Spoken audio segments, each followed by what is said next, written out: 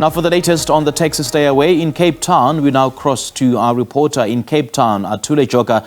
Atule, a very good morning to you. Thank you so much for joining us. What can you tell us? What update can you give us?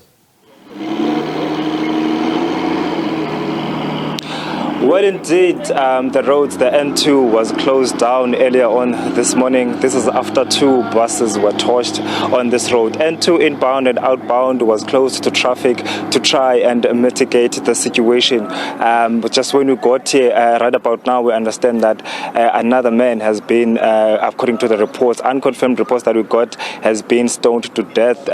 We just saw his body lying down under the bridge. It was covered also there. So these are tensions heightening up in the city of Cape Town amid the taxi strike that is ongoing. We understand, as you correctly said earlier on, that yesterday Golden Arrow from the High Court received that interdict, which interdicts any violence, intimidation and harassment to some of their drivers. If I may just step out of shot to just show you the visuals, firefighters have just been here to completely douse off the fire on these buses. This is the bus, one of the buses of the Golden Arrow buses, which was just been used as an alternative transport to try and ferry commuters and workers to work, but this morning it couldn't make it. This is another bus as well.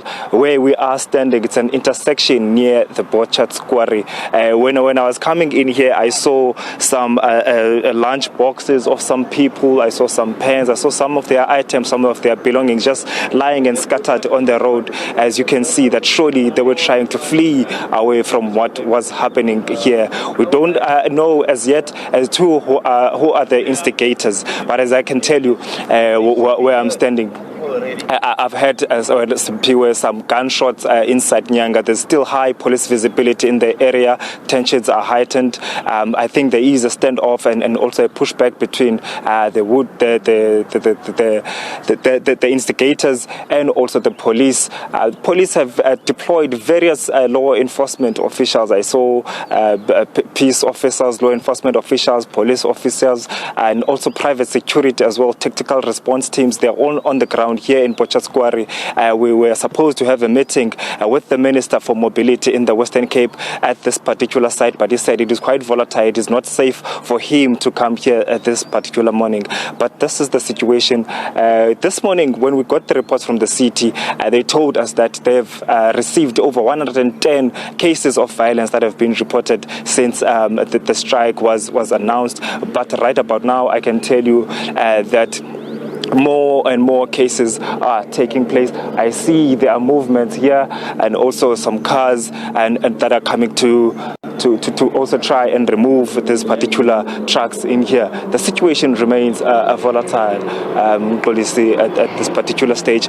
Even the firefighters that were coming here to try and douse the fire were heavily guarded by the law enforcement officials. Even the paramedics that are coming through to the area, they are heavily guarded into the area. I will try just to show you all the visuals of this particular area. You see the police in Nyala responding to some of the incidents that are happening here, and with the car that you see here is one of the undercover tactical response teams that are responding to the cases that are happening here. Earlier or later on, we will try and go to the place where the man has fallen down to try and get the sense of the community as well as to how do they feel with everything that is happening. But I can tell you now it is very difficult for people to get to work because normally this particular site is where people come. Those are the gunshots that we are hearing in the background. This is where people normally come and take the alternative buses when the taxis are not operating. We're understanding that the buses were operating on the peripheral areas. They were not going inside the communities. But even that has now become unsafe as MPOA. So Atula, what's your understanding of the kind of arrangements that taxi and bus users have made in terms of, trying to go to and from work?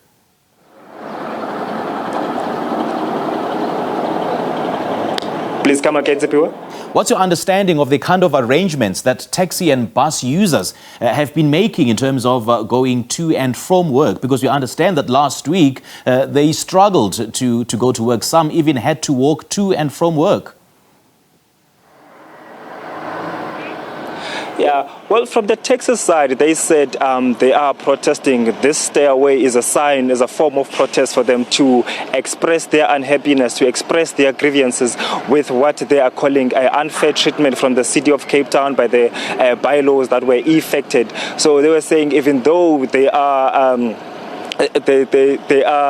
they have mercy on their clientele, but at the same time they cannot do anything at this stage. They don't want to be involved in the transportation. But after that court interdict was announced yesterday by the High Court to say no Golden Arrow bus drivers must be intimidated, harassed, or there must be no damage to their property as well. The bus drivers, the Bus Taxi Association also issued a statement to say they are appealing to their taxi drivers, they are appealing to their community not to partake in any violent activities that are meted against the bus services. But we are seeing this morning, it seems like the bus operators are also not safe at this particular stage. We try to speak to the taxi authorities. They were telling us that they are busy in meetings to try and resolve this matter, but they are standing, their stance, which they said they will come back after the 9th, still stands until they reach an agreement